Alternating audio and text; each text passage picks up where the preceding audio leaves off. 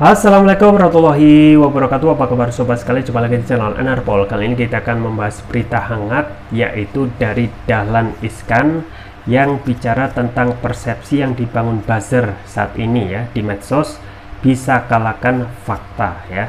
Jadi kalau yang memang ya buzzer yang sudah kita sering ya rasakan di media sosial selama kurang lebih 10 tahun atau 2 masa periode pemerintahan SBY ini ya, kalau kita tidak hati-hati ataupun tidak kaya akan informasi ya, apa yang disampaikan buzzer terus-menerus itu bisa jadikan fakta ya.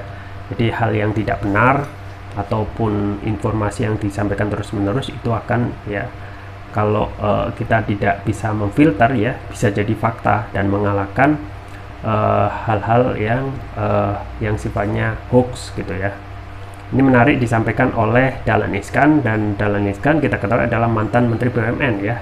Jadi yang sudah lama tidak pernah didengar namanya, tetapi ya mempunyai pengaruh ya. Ini sesuai yang dilansir oleh Kumparan, langsung saja kita baca dan kita ulas. Mantan Menteri BUMN Dahlan Iskan meminta publik untuk mewaspadai persepsi yang dibangun di media sosial, medsos. Menurutnya persepsi tersebut bisa mengaburkan kebenaran atau fakta yang ada ya, apalagi kata Dahlan, persepsi di medsos bisa diatur lewat mesin. Persepsi itu yang pada akhirnya bisa menggiring opini publik. Persepsi itu kadang dibangun bukan sama orang tapi mesin ya. Ada seseorang yang disebut korupsi 19 triliun. Itu tidak masuk akal karena dia tidak memegang uang sebanyak itu. Itu tidak penting karena yang penting persepsi yang dibangun, kata Dahlan saat acara Jakarta Meeting Week 2023 Minggu. Dan yang kena sasar itu mencoba menjelaskan yang sangat jelas, tidak ada gunanya karena yang menerima penjelasan itu bukan manusia tapi mesin, tambahnya. Dahlan mengakui tidak mudah melawan mesin di medsos yang dibuat untuk membangun persepsi ya. Ia merasa orang-orang akan lebih memilih persepsi yang sudah terbangun dibandingkan fakta sebenarnya ya. Kalau sudah sangat rapi persepsi itu bisa jadi fakta, yang ini juga sangat berbahaya kalau publik itu tidak memfilter lebih dahulu ya. Nah, kita lanjutkan. Biasanya fakta itu membosankan dan persepsi itu menarik ya. Ini menarik juga. Kita semua menghadapi itu, rektor menghadapi itu, apakah marketing menghadapi itu? Karena marketing membangun persepsi secara masif dan bertubi-tubi, ujar Dahlan. Dahlan menuturkan tidak mudah melacak mesin, termasuk buzzer yang membangun persepsi di medsos. Ia menyebut sudah ada penelitian tentang buzzer tapi belum bisa mengungkap detailnya. Siapa sebetulnya buzzer-nya, ada berapa tingkat, misalnya yang punya membayar siapa, sehingga tidak bisa dilacak siapa yang punya uang buzzer itu karena disconnect linknya.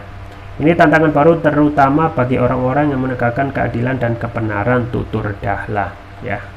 Iya, itu ya sobat sekalian terkait dengan penyampaian Dahlan Iskan ya, yang sebenarnya sudah menjadi rahasia publik ya, terkait bagaimana peran buzzer di medsos yang kadang membuat guncang gitu ya medsos dan menimbulkan yang namanya keonaran ya.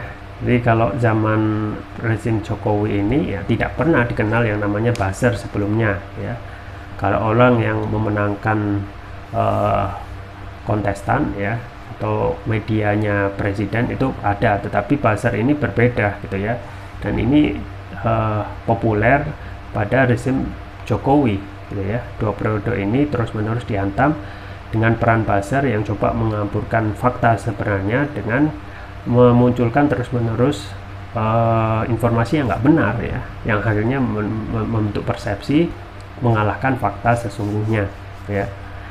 Dan ini juga yang sering dipakai misalnya untuk pasal untuk menjerat ya, pasal untuk menjerat para aktivis yang vokal terhadap kekuasaan ya, hanya menjalankan aktivitas kritik terhadap kekuasaan ketika sudah tidak sesuai dan kekuasaannya itu otoriter, maka dikenakan yaitu pasal yang namanya ujaran kebohongan yang menimbulkan keonaran. Dan anehnya juga ya, keonaran itu keonaran di media sosial ya. Bayangkan Jadi Undang-Undang Pasal 1415 Undang-Undang Nomor 1 Tahun 1946 ya, itu sebenarnya undang-undang yang dibentuk sebelum ada DPR gitu ya. Dan bagaimana mungkin gitu ya, tafsirnya itu, keonaran itu terjadi di media sosial yang dulu itu belum ada yang namanya teknologi, bahkan internet pun belum, bahkan HP segede cobek itu juga belum ada gitu ya. Tetapi itulah gitu ya, kekuatan medsos dan juga buzzer yang terus menggerakkan, mempengaruhi ya, termasuk juga survei gitu ya. Jadi ini memang medsos ya, yang diperkuat ataupun di backup oleh media gitu ya, yang disampaikan terus menerus. Bayangkan misalnya tentang survei bagaimana elektabilitas Anies ya, tidak pernah bergerak hingga saat ini ya. Padahal Anies pertama kali yang dideklarasikan sebagai baca pres. Anies juga yang pertama kali ya bergerak untuk melakukan sosialisasi dan juga safari politik. Tetapi justru yang survei itu dimenangkan adalah orang yang belum bergerak, yaitu Prabowo dan juga Ganjar. Ya. Anies tetap posisi buncit, posisi ketiga. Ya. Jadi memang luar biasa gitu ya, media sosial termasuk juga para buzzer yang tidak bisa dikontrol, dan tentu saja ini ya perlu adanya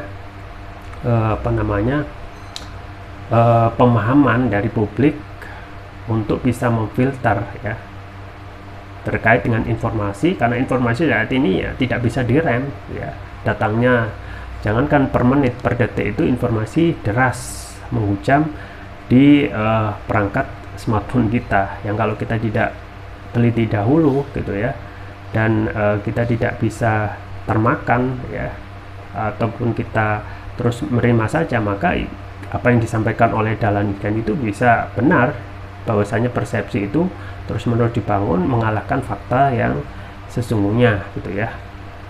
Dan ini yang kita miris terjadi pada rezim saat ini, yaitu Presiden Jokowi yang terus menerus buzzer itu dipelihara ya. Buzzer itu dipelihara untuk ya terus menyampaikan hal-hal yang baik-baik saja gitu ya, dan menyampaikan hal yang tidak benar ya, itu dikemas dengan sedemikian apik ya, sehingga apa yang seharusnya kelihatannya buruk itu terus menerus ya, misalnya pemerintahan ini ya terlihat baik-baik saja ya. Jadi kita harus waspada, harus bisa memfilter manuver dari buzzer yang ini juga harus di stop ya, untuk presiden setelahnya ya. Kalau menyampaikan hal-hal yang tidak benar ya terus dipelihara, maka yang terjadi adalah pembodohan publik ya, pembodohan publik. Dan perlu untuk presiden selanjutnya ya, stop buzzer gitu ya, sampaikan informasi yang mencerdaskan umat, karena ini yang dibutuhkan gitu ya, daripada buzzer yang ini kalau terus dipelihara justru ya, apalagi kalau menggunakan ya anggaran dari negara. Itu saja bisa saya sampaikan, semoga bermanfaat. Jangan lupa like, share, dan subscribe. Sampai jumpa lagi. Wassalamualaikum warahmatullahi wabarakatuh.